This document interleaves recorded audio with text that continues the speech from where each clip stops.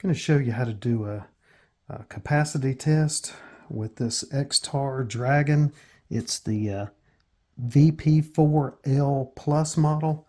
The only difference in the standard and the Plus is just it has longer slots to where you can put protected cells in here. It has a little bit more room, longer place to put a cell in it. That's the only difference between the two chargers. But to do a capacity test, first you start off by adjusting whatever amperage you want it to. So if you're using small little cells like a 1450, you might want to use only half an amp to charge the battery and discharge the battery. But when you use bigger cells like these, you can up the amperage by pushing this left button before you start, before you put a battery in. So you click that and it'll go to 1 volt or 2 amps. So half amp, 1 amp, or 2 amps. And you can charge, discharge it up to 2 amps, but only on the 2 outside, so 1 and 4 slot. If you add a slot in the middle, it's going to drop down to 1 amp, and it'll only charge and discharge for the test at 1 amp, half the rate. It takes twice as long. These, once you get to this size cell, they can take the 2 amp charge discharge.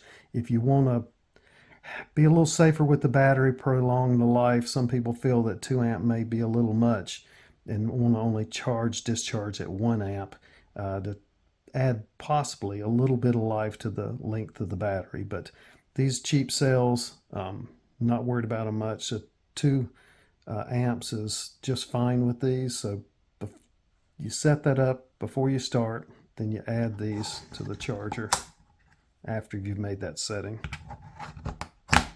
So want these on the outside. It'll automatically start charging the battery. That's the default with it.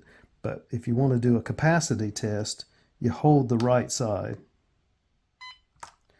That'll start your test. So once you've held that, it'll show what charge these batteries have in them. So they only charge the left one 79% and the right one 76%. It'll start charging these batteries up, and it automatically will charge them all the way to 100%. And then once it reaches 100%, it'll discharge it at a 2 amp rate for each one. It'll discharge it all the way to the low set capacity on it. And it takes a measurement of how much it pulled out of the battery. So at that first stage, it charges it to 100%. It can tell how much amperage and the milliwatt hour capacity that it pulled from the battery, and then it'll recharge it and it'll record that amount also.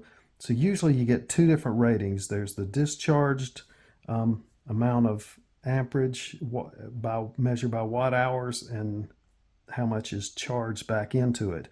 So with that reading, they're usually pretty close to the same. So you can sort of split the difference on them and get approximate capacity and what the discharge is. So it'll tell you if this, like this dark beam battery here, it claims to be a 3400 milliamp hour, and this one, a lone fire, they claim 2000 milliamp hour. Both are the same 3.7 volt 18650 batteries.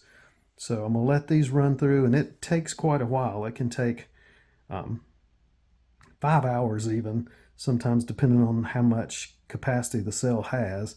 But after it does that charge discharge, it'll tell you what your results are. So I'm going to let this run, and then I'll show you the results that I got. This shows you the results. It'll show the discharge results and the charge results. So it shows how many milliwatt hours that it put into it when it was charging, and then how many it took out when it was discharging. So it's a little bit different. More the discharge seems to be a little more accurate reading on it. So when it fluctuates back and forth like that, it's just nothing but telling you how much it put into it and how much it took out. So you can see with the press the test. It'll give you the results like that, switching back and forth. So with this dark beam, even though it's rated at 3400 milliamps, it's only showing it got anywhere from 15 to 1600 milliamp hours put into it. And so Lone Fire, it's only rated at 2000, and it's a cheap battery, but the rating they put on the cell is a lot closer to the true rating compared to the Night Beam, which was way off. So 3400 and only getting 1600, and this one claiming 2000 and getting 1850 or so average with it. That's about as accurate as you're gonna get with these Chinese basic batteries. So kudos to the Lone Fire people for putting accurate reading on here, whereas these Dark Beam, not even close.